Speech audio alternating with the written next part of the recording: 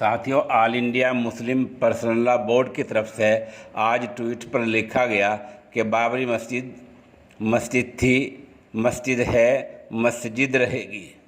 مخالفت ہونے پر اس ٹویٹ کو ہٹا لیا گیا ہے اور جناب ظفریاب جیلانی صاحب نے یہ صفائی پیش کی ہے کہ یہ ٹویٹ غیر ذمہ دارانہ ہے، اس کو بورڈ کے جنرل سیکریٹری کی منظوری حاصل نہیں تھی، اس لیے اس کو ہٹا لیا گیا ہے۔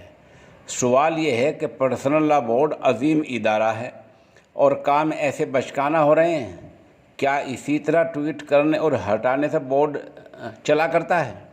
اس ادارے کی نہ صرف ہندوستان بلکہ پوری دنیا میں پذیرائی ہوتی ہے اور پوری دنیا کی نگاہیں اس کی طرف ہر وقت لگی رہتی ہیں۔